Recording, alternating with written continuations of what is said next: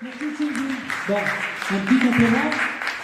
Donc, Chloé, tu as la parole. Merci Christophe, merci à vous d'être là. Et comme tu le disais tout à l'heure, même si la salle n'est pas tout à fait remplie, ce qui compte c'est qu'on soit là, nous, on est tous des personnes engagées, je connais une bonne partie de la salle, et que ensuite ces vidéos, elles circulent. Et c'est ça aujourd'hui qui compte. Tu disais tout à l'heure, le téléphone est devenu une télévision, donc on va diffuser à donf.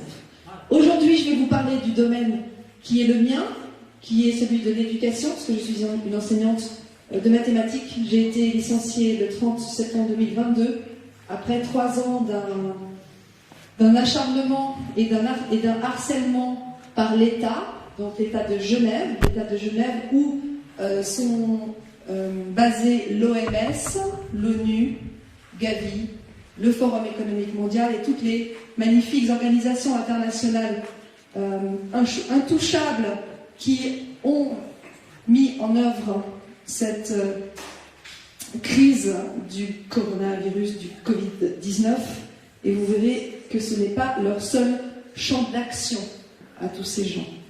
Aujourd'hui, on va parler donc de l'éducation sexuelle de l'OMS, enfin selon l'OMS, en Europe. Et vous voyez le petit pays ici, là, au milieu, c'est le mien, c'est la Suisse. J'y suis née. Je suis naturalisée suisse, je suis française et belge d'origine et j'habite à 200 mètres ou 300 mètres de l'OMS. Ça faisait un moment que je voulais traiter ces standards pour de l'éducation sexuelle pour l'Europe, qui est un document qui date de 2010. Et on va voir tout ce qui est attenant à ce document, puisqu'il y a des ramifications. Comme on l'a dit avant, je pense que ça complète bien la conférence de Marion Sigaud et de Vanessa, parce qu'on voit en fait que ces personnes sont impliquées, se connaissent, tout circule en vase clos, en circuit fermé, et que l'idéologie qu'il y a derrière, elle n'est pas en faveur de l'épanouissement, de la liberté, des droits humains et des enfants, et qu'elle se fait au détriment justement des enfants. Alors, c'était un chapitre, une conférence qui a été difficile pour moi de préparer. J'ai pas très bien dormi ces dernières nuits, mais je pense que c'est nécessaire de faire du travail d'archéologie et de présenter ça au public pour que les personnes aient les arguments, les preuves de ce qui se passe en coulisses. Et aussi voit les effets des mots. Parce que vous verrez dans cette présentation que les mots sont très importants. Ils disent le contraire de ce qu'ils veulent dire, et c'est des mots qu'on retrouve dans d'autres lexiques, dans d'autres registres. La résilience, l'inclusion, le durable, etc. Donc on y va.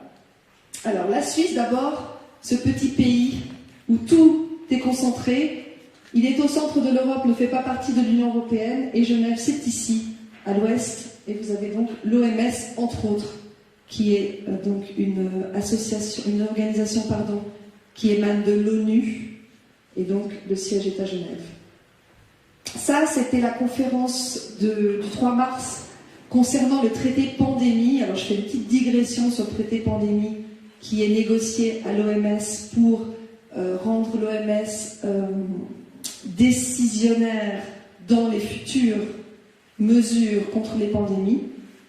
L'idée, c'est de donner les pleins pouvoirs à l'OMS, et ce traité pandémie est censé être voté, décidé en 2024. Et voilà la salle de réunion où ces gens-là se réunissent. Donc c'est une salle assez sommaire avec une table qui fait le tour, comme ça, qui est ronde, où des bureaucrates décident du sort de la planète. Alors, on commence par une définition de la santé sexuelle en Suisse depuis 2015, qui nous dit donc la Suisse, en fait, santé sexuelle suisse, qui est en partenariat avec l'OMS et avec aussi l'IPPF, on en parlera durant cette présentation, c'est la Fédération de planification familiale internationale, financée d'ailleurs par la fondation Bill et Melinda Gates, et oui, ce n'est pas moi qui l'invente. Donc, Santé sexuelle suisse a été fondée en 1993, et ses statuts sont basés, nous dit-on, sur le programme d'action de la conférence des Nations Unies. Donc on voit tout de suite le lien entre les Nations Unies et la santé sexuelle, enfin ce qu'ils appellent santé sexuelle, pour les droits reproductifs qui soient considérés comme des droits humains et leur influence sur l'égalité des sexes, parce que c'est l'une des finalités de ces standards de l'OMS sur la santé sexuelle, sur l'éducation sexuelle, c'est d'arriver à l'égalité des sexes, mais pas l'égalité des droits, et ça je l'ai fait remarquer, on ne parle pas d'égalité des droits, on parle d'égalité dans le sens un homme est égal à une femme en tout point, c'est-à-dire physique, mental, psychique, etc., selon leurs préceptes. Alors ils nous disent, dans le document de santé sexuelle suisse, qu'ils s'engagent à la promotion de la santé sexuelle et au respect des droits sexuels au niveau national et international. C'est pour ça que je vous dis la Suisse est très centrale dans les décisions. J'ai peur que s'il fasse complètement nuit. Ça va? Vous voyez mieux?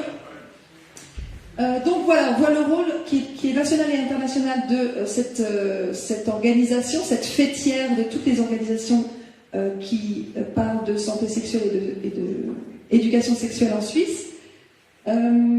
Et ils nous disent qu'ils sont partenaires de l'OFSP. L'OFSP, c'est l'Office fédéral de santé publique en Suisse qui nous a dicté toutes les mesures de soi-disant sanitaires contre le Covid. Et c'est le seul membre suisse accrédité à l'IPPF, donc l'International Planned Parenthood Federation, donc la Fédération de la planification familiale internationale. Alors on y dit que le domaine très vaste de la santé sexuelle est également appelé santé sexuelle et reproductive et droits y afférents, et que la Suisse a une définition officielle depuis 2015, on va la voir dans un instant. Toujours le même document, on nous dit que la santé sexuelle est divisée en 5 parties, en 5 domaines d'action. La promotion, le maintien et le rétablissement de la santé sexuelle comme élément de la santé psychique. On verra que ce terme de santé sexuelle recouvre un nombre impressionnant de concepts, mais qu'elle est en partie là pour notre santé psychique. On verra de quoi il s'agit un peu plus tard. On nous parle de maintien et rétablissement de la santé reproductive, des infections sexuellement transmissibles, c'est la 3e partie. La violence sexuelle, donc c'est prévention et lutte contre la violence sexuelle. Et puis, on arrive au point central qui est l'éducation à la santé sexuelle, également connue sous le nom d'éducation sexuelle. Voilà tout ce que recouvre la santé dite sexuelle. Alors, dans le document de santé sexuelle suisse, on voit que c'est l'OMS qui est à l'origine de la définition en question de 2015 sur ce qu'est la santé sexuelle. L'OMS l'a décrit comme un état de bien-être physique, émotionnel, mental et social dans le domaine de la sexualité. De la même façon, elle dit que la santé, tout court, est un état de bien-être physique, émotionnel, mental et social. Donc on a juste ajouté dans le domaine de la sexualité, on a vu ce que ça donne, la santé selon l'OMS. Hein. C'est vaccins, médicaments et mesures répressives. C'est la suite qui est écrite donc, dans ce document qui nous parle de la définition de la santé sexuelle. Cela sous-tend une approche positive et respectueuse de la sexualité et des relations sexuelles, ainsi que la possibilité d'avoir des expériences sexuelles agréables. On verra que ce mot agréable revient à plusieurs reprises, et à moindre risque, sans contrainte, discrimination et violence. On verra que le mot discrimination revient aussi à plusieurs reprises. Pour acquérir et préserver la santé sexuelle, il faut respecter, protéger et garantir les droits sexuels des êtres humains. Ce document parle aussi des droits sexuels de l'IPPF que Marion vend, si vous le voulez, qui contient des ambiguïtés dont on va parler aussi. Quel âge pour l'éducation sexuelle en Suisse? Alors en France, l'âge est revenu à 15 ans, après une tentative de l'avoir ramené à 13 ans, n'est-ce pas Marion? En Suisse, c'est 16 ans. Mais on nous dit quand même que l'éducation à la santé sexuelle à tous les âges de la vie, depuis la naissance jusqu'à la mort, permet de garantir que tout un chacun dispose des informations, compétences nécessaires pour prendre librement et en connaissance de cause des décisions relatives à sa sexualité, à son orientation sexuelle et à son identité sexuée et de genre. Donc on imagine bien qu'une fois que les enfants ont connaissance de leurs droits sexuels et de ce qu'on doit leur inculquer à chaque âge de leur développement, permet de conclure qu'ensuite ils sont libres d'accepter ou de refuser des pratiques, des pressions, des actes d'ordre sexuel de la part d'adultes. On nous dit justement que il existe une corrélation entre le niveau d'éducation et l'impact sur la santé. Donc tout est lié. Pour être en bonne santé, il faut qu'on ait absolument une éducation sexuelle avec les préceptes que vous allez voir par la suite dans cette présentation. Le volet important d'éducation générale, l'éducation à la santé sexuelle, permet de prévenir la violence sexuelle, la discrimination, c'est ce qu'on disait avant, la stigmatisation, les grossesses non désirées ou les IST, et garantir l'égalité des chances. Donc il y a cette histoire d'égalité, de discrimination, prévenir la discrimination, mais on verra que la discrimination n'est pas clairement définie. De quelle discrimination on parle? Est-ce qu'on parle d'une discrimination de nationalité, de sexe ou d'âge? On verra que tout est un petit peu mélangé. Alors, afin de garantir l'égalité des chances, l'éducation sexuelle doit être proposée à l'échelle nationale à tous les enfants et adolescents sous une forme adaptée à leur âge en tenant compte des besoins spécifiques. Bon. Et puis surtout, elle doit être dispensée par des enseignants, des spécialistes de la santé sexuelle. Alors je me rappelle des cours d'éducation sexuelle quand j'étais prof, où les profs, donc les enseignants, étaient exclus des cours, et c'était donné par des gens qu'on ne connaissait pas, des femmes en majorité, oui c'était des femmes dans mon souvenir, qui n'étaient pas des intermédiaires connus des élèves. Ce n'étaient pas des personnes connues des élèves et je n'avais aucune idée de ce qui s'y disait dans ces cours. Alors, la majorité sexuelle, justement, je vous le disais avant, d'après Wikipédia, c'est l'âge à partir duquel un mineur civil peut entretenir une relation sexuelle avec un adulte sans que cet adulte commette une infraction pénalement réprimée. Alors, à partir de quand un enfant peut faire l'amour avec un adulte? À partir de 16 ans. En dessous de cet âge, les rapports sexuels sont légaux, et c'est ça la subtilité, c'est-à-dire qu'en dessous de 16 ans, les enfants peuvent avoir des rapports sexuels à condition que la différence d'âge ne dépasse pas 3 ans. Donc un enfant de 15 ans avec un enfant de 12 ans, c'est OK. Un enfant de 6 ans avec un enfant de 3 ans, c'est OK. Et par contre, quand il y a un rapport d'autorité entre le mineur et l'adulte, cet âge est élevé à 18 ans. Que ce soit un prof avec son élève, que ce soit un patron avec son employé, que ce soit un supérieur, face à un subalterne, face à un subordonné. En fait, dans tous ces mots qui nous sont dits, il y a ce qu'on dit et il y a ce qu'on ne dit pas. Et il y a ce que ça implique. Donc c'est important de savoir lire entre les lignes aussi. Le cadre de référence pour l'éducation sexuelle en Suisse romande, qui donnera lieu à justement ces cours d'éducation sexuelle qui sont inscrits dans le plan d'études. Donc c'est le programme, si vous voulez, en Suisse, depuis 2010. D'ailleurs, c'est intéressant aussi de savoir que chez nous, le plan d'études a été révisé en 2010, au moment où sont sortis les standards d'éducation sexuelle. Donc déjà, on trouve dans ce cadre de référence que les références utilisées dans le document s'appuient sur les standards d'éducation sexuelle de l'OMS, sur la Déclaration des droits sexuels de l'IPPF, sur la Convention des droits de l'enfant de l'ONU, et que ça entre de plein droit dans le PER, plan d'études roman. Donc c'est la partie francophone de la Suisse, la Romandie. Et puis j'ai relevé aussi ce petit encart qui m'a paru très significatif. Dans ce document, le cadre de référence pour l'éducation sexuelle en Suisse, on trouve un merci tout particulier à l'OMS Europe pour l'édition des standards d'éducation sexuelle en Europe, sur lequel ce document se base largement, ainsi qu'au professeur Pierre-André Michaud, etc. Mais qu'on nous dise ensuite que les autorités suisses n'ont pas l'intention d'appliquer les standards de l'OMS, dont on verra certaines parties dans le détail, ici tout est confirmé. Ce document, qui est censé être notre référence pour l'école en Suisse, pour l'éducation sexuelle en Suisse, s'appuie pleinement sur ces standards. Alors, dans le cadre de référence toujours, qui s'appuie aussi sur les droits sexuels de l'IPPF, on nous dit qu'il y a 7 principes sur lesquels les droits sexuels s'appuient, et donc sur lesquels le cadre de référence s'appuie. et on appréciera les mots qui sont employés. Donc, dans le premier article, la sexualité fait partie intégrante de chaque être humain. Pour cette raison, un environnement favorable est nécessaire pour que chacun, chacune puisse profiter des droits sexuels. On ne parle pas d'âge, on ne parle pas de différence entre les enfants et les adultes. Ensuite, le 2.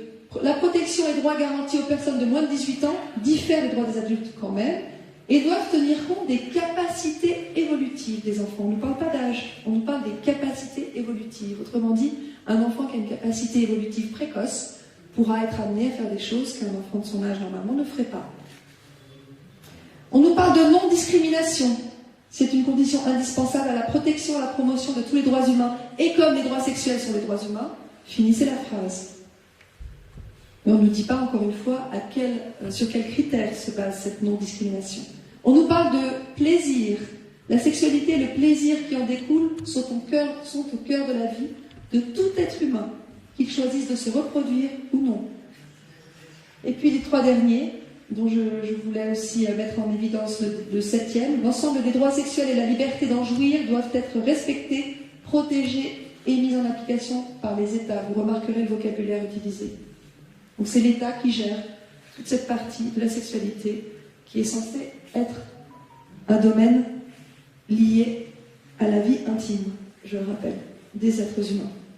Alors, ce document des standards pour l'éducation sexuelle en Europe se présente comme ça, 70 pages. La version originale a été émise en 2010 en Allemagne, et puis la version française a été émise en 2013 avec la participation des autorités de Lausanne. Lausanne, donc c'est dans le canton de Vaud, c'est à 60 km de Genève. Alors, qu'est-ce qu'on remarque sur la première page? On remarque qu'est-ce que j'allais dire, le Forum économique mondial, mais on y est presque. L'OMS Europe. On remarque santé sexuelle suisse. On remarque le Bureau fédéral de l'éducation pour la santé fédéral allemand. Et on remarque le titre, ou plutôt le commentaire du titre, qui dit que ces standards sont un cadre de référence pour les décideurs politiques, les autorités compétentes en matière d'éducation et de santé et les spécialistes. Donc on aura bien compris que c'est la Bible des profs ou des spécialistes qui enseignent l'éducation sexuelle. Alors on commence par la préface. On nous parle de répondre aux besoins. Donc ce document a été rédigé pour répondre à un besoin de standards pour l'éducation sexuelle dans les 53 pays de la région européenne de l'OMS. Donc ça ne comporte pas uniquement les pays de l'Union européenne, mais toute l'Europe géographique. On nous dit que la plupart des pays d'Europe occidentale connaissent déjà les lignes directrices et des normes minimales pour l'éducation sexuelle, mais qu'aucune tentative n'a été faite à ce jour pour en élaborer à l'échelle de la région européenne de l'UE. Donc il était temps que ces standards comblent cette lacune, nous dit-on dans la préface. On nous parle d'éducation sexuelle holistique, donc qui sont globales, qui représentent un apport pour la santé en général. Ce document est un plaidoyer, nous dit-on, pour l'instauration d'une éducation sexuelle holistique qui donne aux enfants et aux jeunes, filles et garçons, une information objective, scientifiquement correcte. On a bien vu ce que la science nous disait, qu'on n'est nullement engagé à contredire, à nos dépens, n'est-ce pas, sur tous les aspects de la sexualité, qui parallèlement les aident à s'approprier les compétences nécessaires pour agir en fonction des connaissances acquises. On nous parle de compétences. Au final, il veut contribuer au développement d'une attitude respectueuse et tolérante et à une société équitable. Alors, on va voir ce que ça donne. On nous parle d'influer sur le développement de l'enfant.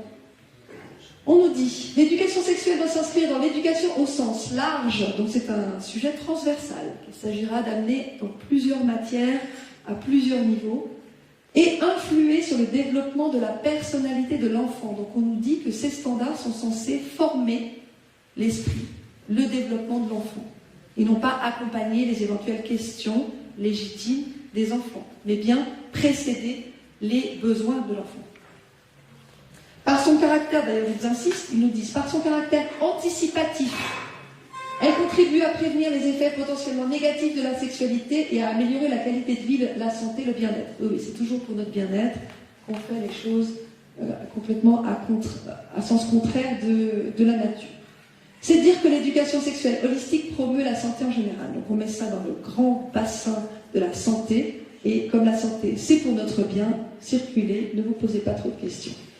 Le travail de ce document a été fait par 19 spécialistes venant de 9 pays différents. Donc c'est plutôt le nord de l'Europe, la Norvège, la Suède, la Finlande, la Belgique, l'Allemagne, le Royaume-Uni, la Suisse et l'Autriche.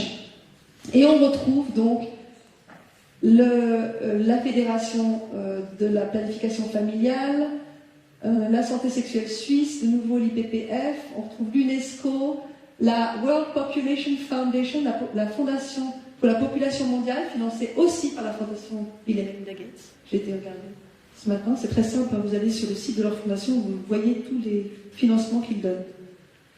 L'histoire des centres de contraception, de la contraception encore une fois, et l'Université des sciences appliquées et des arts en Suisse. On voit que tout ça tourne autour du contrôle des naissances. D'ailleurs, on parle de planification familiale ou parentale.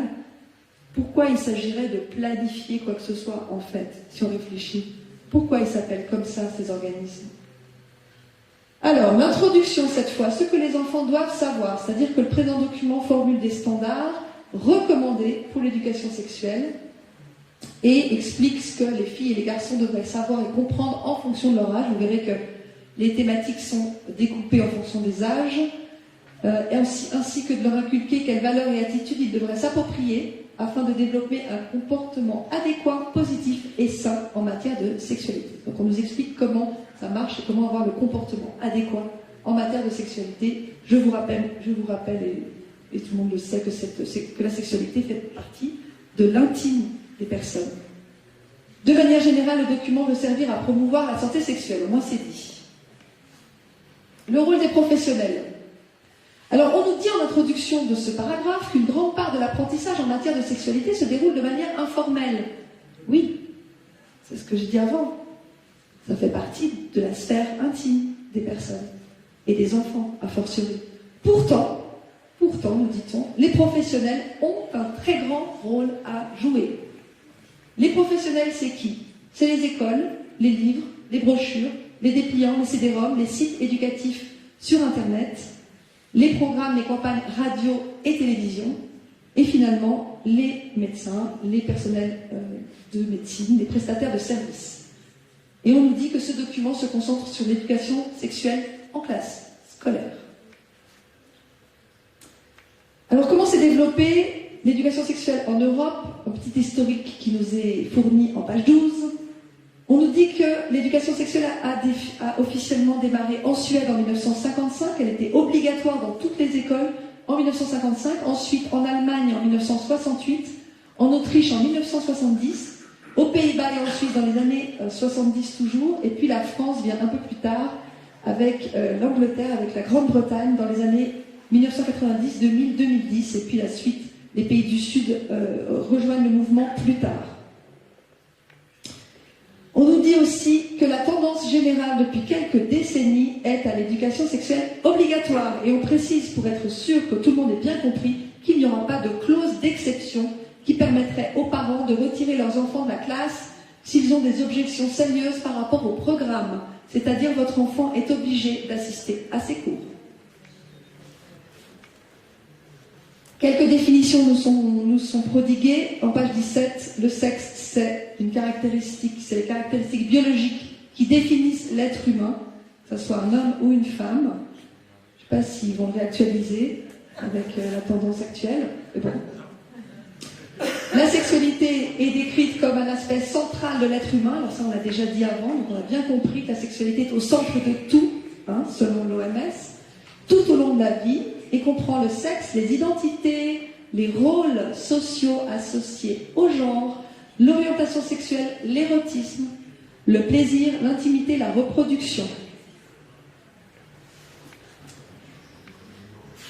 En termes de définition toujours, santé sexuelle. La santé sexuelle est un état de bien-être physique. Donc on nous parle de bien-être, d'agréable, de plaisir, donc vous avez remarqué. physique, émotionnelle, mentale liée à la sexualité, c'est ce qu'on a dit avant, donc c'est la définition de la santé sexuelle selon l'OMS.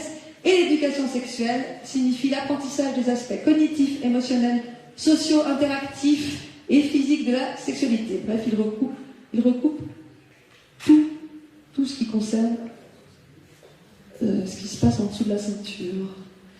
Alors les arguments selon eux. Donc on nous répète encore et toujours que les droits sexuels englobent le droit de tous à l'éducation sexuelle au cas où nous ne l'avions pas bien intégré.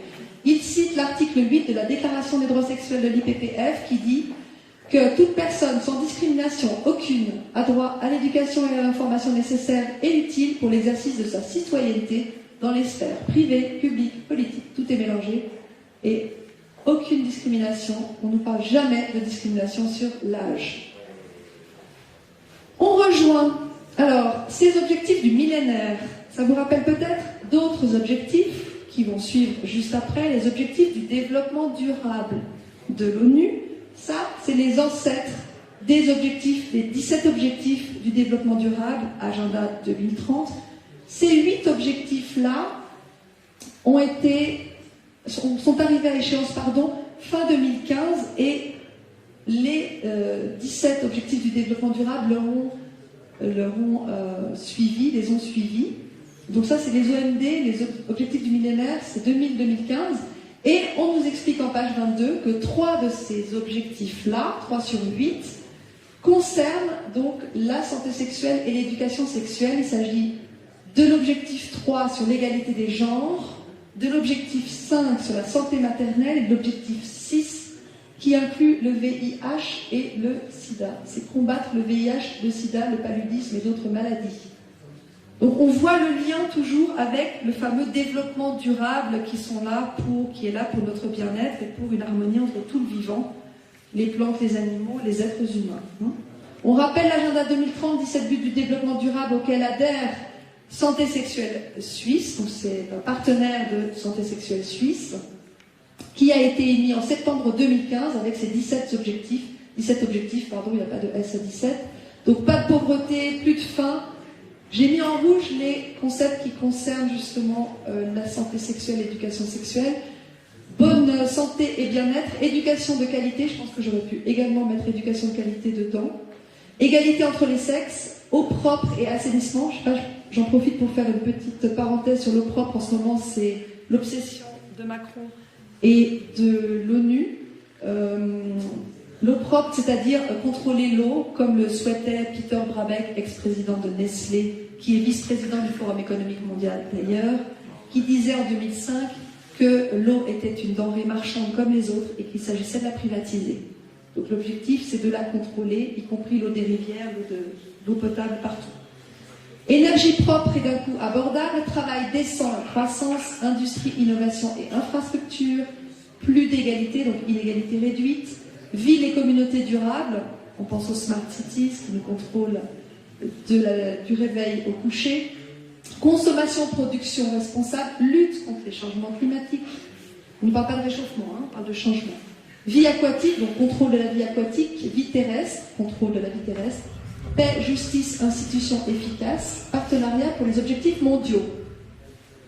Partenariat pour les objectifs mondiaux, autrement dit, nouvel ordre mondial. Alors, on nous dit encore, j'arrive avec le détail de ce qui est préconisé par ces standards, mais on nous dit encore, par rapport au développement psychosexuel de l'enfant, que les stades de développement sexuel sont exposés en détail pour expliquer l'importance qu'il y a à commencer l'éducation sexuelle le plus tôt possible, aussi tôt que possible. Et que, idéalement, donc c'est ce qu'on disait quelques slides avant, idéalement, les différents sujets sont introduits avant que l'enfant arrive au stade correspondant de développement. Donc c'est voulu. On anticipe à chaque fois le développement de l'enfant. Alors, de 0 à 1 an, les bébés, ça c'est des extraits du document des standards d'éducation sexuelle. Les bébés s'emploient à découvrir le monde qui les entoure. Ils sucent leurs jouets, regardent des visages ou des choses qui bougent, écoutent les bruits et la musique. Ils découvrent découvrent aussi leur propre corps. Ils se touchent eux-mêmes, touchent parfois aussi leur partie génitale, plutôt par hasard que délibérément. On nous met dans l'ambiance. De 2 à 3 ans, ils commencent à délibérément toucher leur partie génitale parce que cela leur fait du bien. De 2 à 3 ans. Ils ont un grand besoin de contact physique. Ils aiment s'asseoir sur les genoux de quelqu'un et être cajolés. Comme Bendit a dit des choses du même ordre. Un peu de silence, s'il vous plaît, derrière. De 4 à 6 ans. Oui, je pense que c'est bien aussi que chacun puisse s'exprimer au moment où ça passe. Écoute, là, parce qu'il y a un fonctionnaire. Ça fait de l'écho, ouais. Ça fait de l'écho. Ok. De 4 à 6 ans, désormais, l'enfant explore son corps et le corps des autres. Plutôt par le jeu sexuel, jouer au papa-maman, au docteur, d'abord ouvertement, puis en cachette, parce qu'ils ont appris qu'ils ne doivent pas se montrer nus en public. Tout est officiel. Je donne tous les liens. Le document fait 70 pages. Et là, je vous donne les pages à chaque fois. Là, c'est la page 25, par exemple. 4 à 6 ans toujours. Il y a un mot qui m'a interpellée dans ce petit paragraphe qui semble innocent.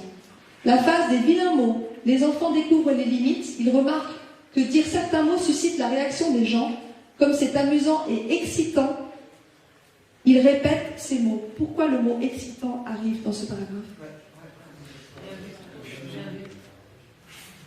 C'est un lexique, en fait, qui est utilisé en permanence. Ensuite, on nous parle de fantasmes. Entre 7 et 9 ans, les enfants fantasment beaucoup à partir de ce qu'ils voient autour d'eux, famille, école, télévision. Leurs fantasmes porteront par exemple sur l'amour, parfois aussi sur le fait d'être amoureux d'un enfant du même sexe. 7-9 ans. Tant qu'à faire. Bah oui.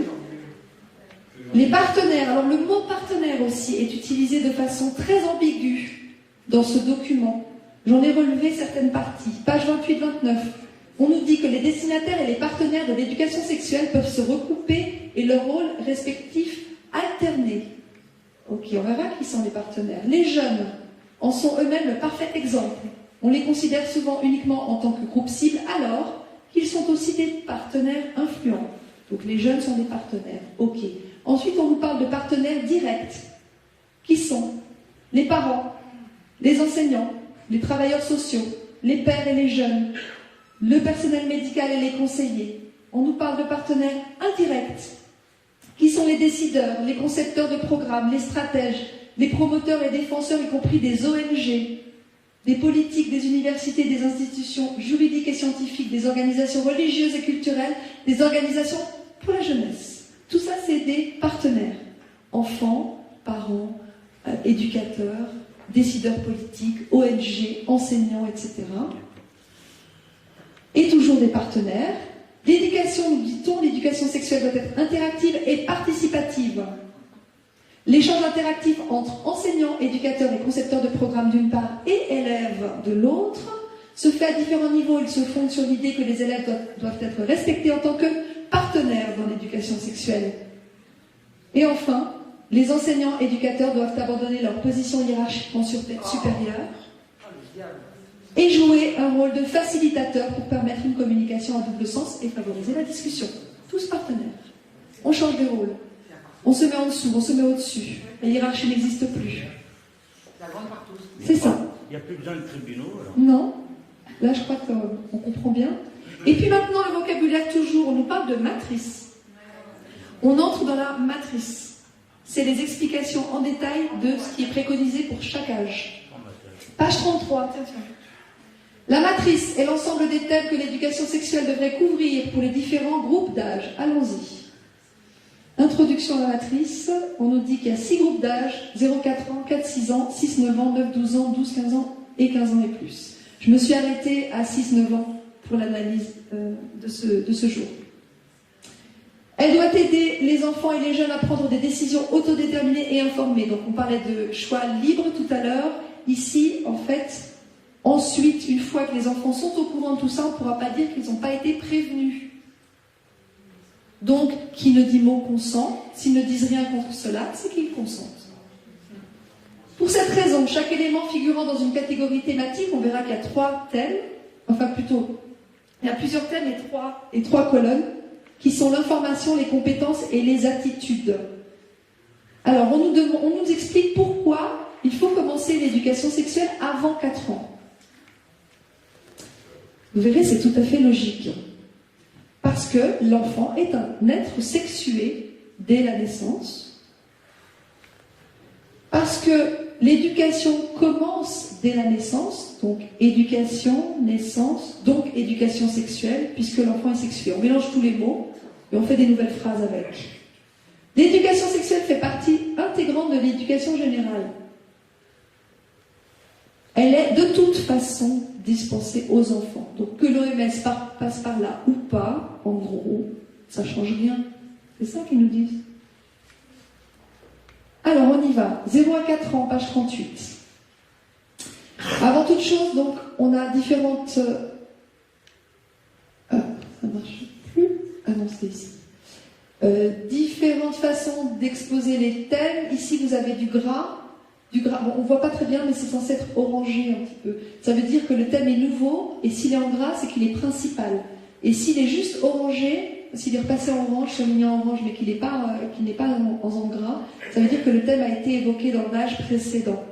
Là, je vais vous parler presque exclusivement des thèmes qui sont nouveaux et principaux dans les standards d'éducation sexuelle. Alors, au niveau, dans le thème corps humain et développement, entre 0 et 4 ans, il faut informer l'enfant sur toutes les parties du corps et leurs fonctions. Et les différents corps et les différents sexes. Je ne sais pas ce qu'ils entendent exactement par là. Et puis, les compétences, il faut permettre à l'enfant d'exprimer ses besoins et ses désirs. Dans le chapitre corps humain et développement, c'est-à-dire c'est pas des besoins et des désirs de partir en vacances, d'aller à la mer ou d'avoir un nounours. Hein. Toujours de 0 à 4 ans, au chapitre sexualité, c'est celui qui m'a le plus choqué. Informer l'enfant sur le plaisir et la satisfaction liés au toucher de son propre corps, la masturbation enfantine précoce. La découverte de son propre corps et de ses parties génitales, le fait que le plaisir lié au contact physique est un aspect normal de la vie de chacun, et la tendresse et le contact physique comme une expression de l'amour et de l'affection, au chapitre sexualité, je le rappelle. Contact et tendresse comme une expression de l'amour et de l'affection. Ok. Toujours de 0 à 4 ans, page 39. Dans le chapitre sexualité, santé et bien-être. Alors, informer l'enfant sur les bonnes et mauvaises expériences de son corps. Qu'est-ce qui provoque un bon ressenti ou une bonne sensation? Le droit de refuser si l'expérience ou le ressenti n'est pas plaisant. Et quid de la situation dans laquelle l'expérience ou le ressenti est plaisant? C'est le droit de dire oui. Exactement. Ce qu'on voit en creux, c'est que le consentement est considéré comme activé quand l'enfant ne dit rien. À partir de 0 ans. À partir de 0 ans. À partir de la naissance. Ok? De 0 à 4 ans encore. Informer l'enfant sur le droit d'explorer les identités sexuelles à la naissance. Le droit d'explorer la nudité et le corps, d'être curieux. La nudité de qui? Alors, c'est pas précisé, effectivement. Très important de voir ce qui n'est pas dit. Bien sûr. On passe aux 4-6 ans, page 40, dans le thème sexualité. Consolider son identité sexuelle. Qu'est-ce que ça veut dire, consolider son identité sexuelle à 4 ans? C'est énorme. De 6 à 9 ans, page 42. Informer l'enfant sur les changements physiques, les menstruations et l'éjaculation. 6 ans. C'est des surhommes, ça. Il date de 2010, en fait, les standards, et en français depuis 2013. Sexualité, santé, bien-être de 6 à 9 ans. Informer l'enfant sur l'influence positive de la sexualité sur la santé et le bien-être. On est toujours dans cette rhétorique du bien-être, du plaisir, hein, à 6 ans. Et puis, discuter de ses propres expériences, donc permettre à l'enfant de discuter de ses propres expériences, besoins et désirs en relation avec les normes culturelles. On fait un petit détour du côté de ce monsieur, Alfred Kinsey. Vous verrez qu'il y a un lien. Il est né en 1894, mort en 1956. C'est lui. Bonne tête de vainqueur. Alors, financé par qui? Par Rockefeller. Qui a financé également l'OMS, je le rappelle. Mais on va faire une petite rétrospective non exhaustive de ce qu'a financé la Fondation Rockefeller. Un article de France Inter, complété par une information trouvée dans Libération, article de 2020, respectivement de 1996. Le professeur Alfred Kinsey, qui est à l'origine un zoologue spécialité dans les guêpes, qu'il épingle par milliers. Donc c'était pas pour les élever, hein, c'était pas pour faire une étude sur les guêpes, mais en tout cas, il aimait bien les mettre sur son tableau de chasse. Il fonde dans l'Indiana aux États-Unis un institut, donc l'Institut Kinsey, financé donc par la Fondation Rockefeller, qui publie 2 rapports, dont on va parler dans un instant, qui prétendent mesurer en 48 et en 53 le comportement sexuel des Américains. Ce que ne dit pas cet article, c'est qu'il s'agit de mesurer le comportement sexuel des enfants à partir d'un échantillon de population géant. Je fais ce petit rappel sur la famille Rockefeller qui a financé la Standard Oil, donc c'est tout ce qui concerne le pétrole et l'essence avec Esso, ExxonMobil, Chevron, BP. L'Université médicale Rockefeller, 1901, ils ont fait des essais de vaccins stérilisants. Le rapport Flexner de 1910 qui a permis de passer de la médecine naturelle dans le monde à la médecine chimique des labos pharmaceutiques. J'ai fait une émission là-dessus il y a quelques mois. La Fondation Rockefeller en 1913, en même temps que la Réserve fédérale des États-Unis. Le Codex Alimentarius qui formate toute notre alimentation. Les programmes eugénistes sous l'Allemagne nazie, l'Institut Kinsey, dont on a parlé à l'instant, l'OMS, l'OMC, l'Organisation mondiale du commerce, le WWF, le Fonds mondial pour la nature, l'ONU, la famille Rockefeller a donné le terrain où est construite l'ONU à New York, le siège de l'ONU à New York, les tours du World Trade Center. Et oui, c'était Rockefeller. Les 3 associations, les 3 organisations mondialistes, le CFR, Bilderberg, la commission trilatérale, avec d'autres mondialistes. La Réserve fédérale, donc la Banque centrale américaine, qui rachète d'ailleurs le Crédit Suisse en partie chez nous en ce moment, qui avait sauvé l'UBS en 2008. La Société américaine de cancer, qui a déclaré que finalement les hydrocarbures ne pouvaient pas causer le cancer, mais vu qu'ils étaient propriétaires de tout ce qui était pétrole, forcément, ça arrange bien les bidons. Qui est en partenariat avec Pfizer d'ailleurs, hein, la société de cancer. L'Université de Chicago, qui est l'école de pensée de Milton Friedman, qui est à l'origine du néolibéralisme. Et IDE 2020, qui s'associe avec Gavi pour faire l'identification digitale. La liste est beaucoup plus longue que celle-ci, mais j'avais plus de place, donc j'ai fait une sélection. Revenons sur Kinsey, les rapports Kinsey. 1948, le premier rapport, comportement sexuel de l'homme, en anglais, Sexual Behavior of the Human Male. L'équivalent pour la femme en 1953, Sexual Behavior of the Human Female, comportement sexuel de la femme, qui contiennent ce qui suit. Alors attention, c'est pas très net, mais on comprend l'essentiel.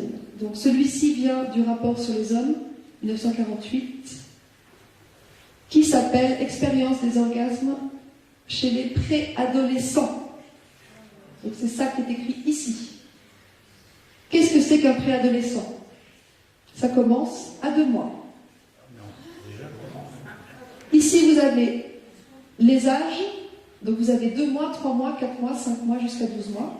Ensuite, vous avez jusqu'à 1 an, donc là c'est la somme de tous ces âges. Ensuite, vous avez jusqu'à 2 ans, 3 ans, 4 ans, 5 ans, 6 ans, jusqu'à 15 ans.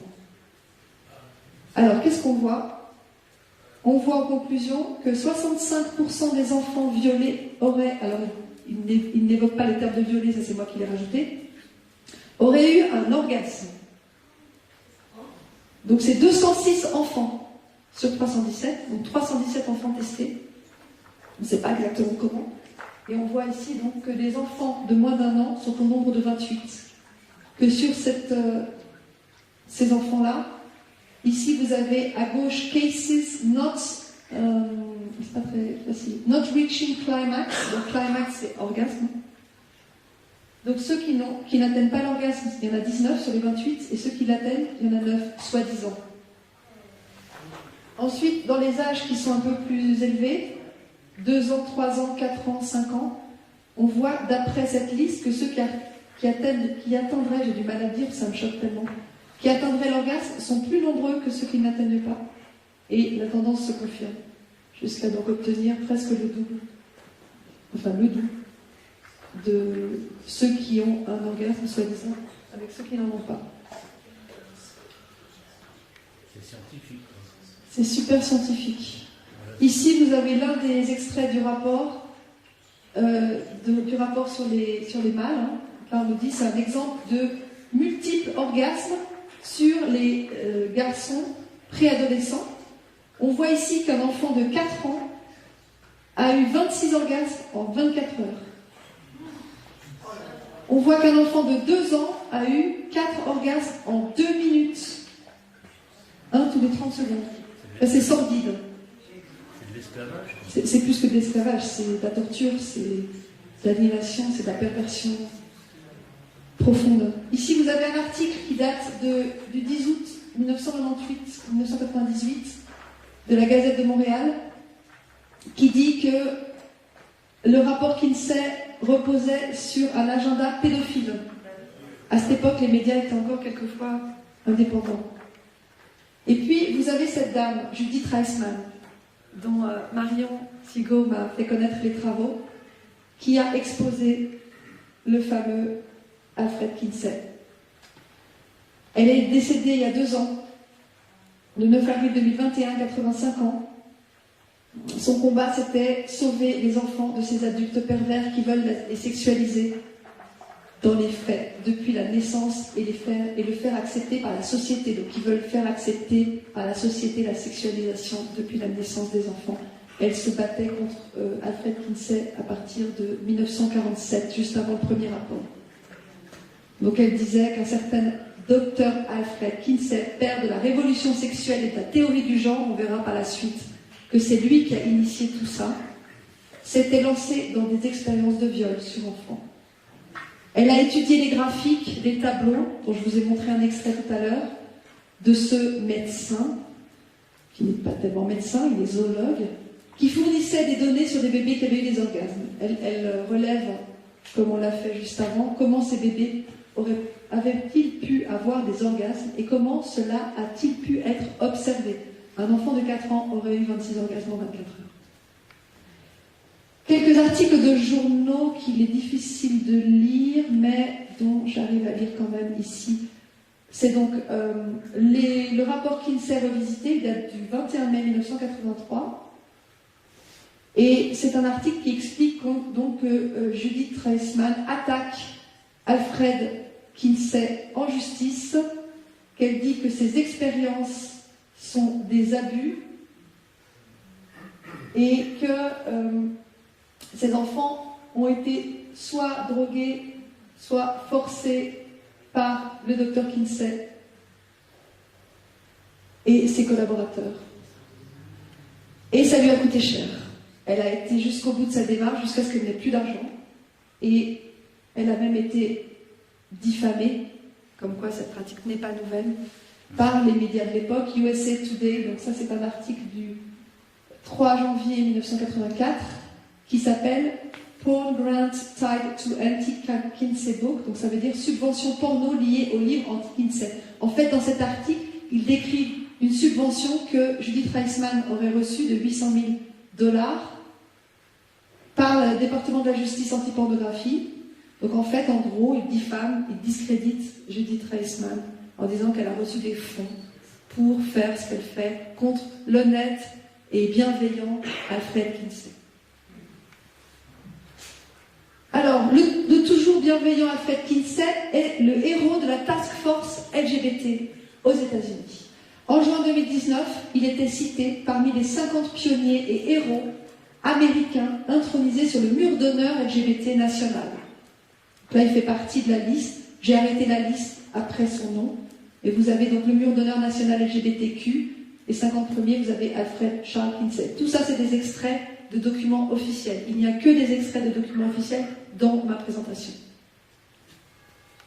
Et puis, je vais sur le site donc, du fameux LGBTQ National Task Force et je lis que le National LGBT Task Force est le plus ancien groupe national de défense des LGBTQ du pays, qu'il renforce le pouvoir, prend des mesures et crée des changements pour atteindre la liberté et la justice pour les lesbiennes, gays, bisexuels, transgenres et queer, en tant qu'organisation progressiste de genre, de race, d'économie et de justice sociale.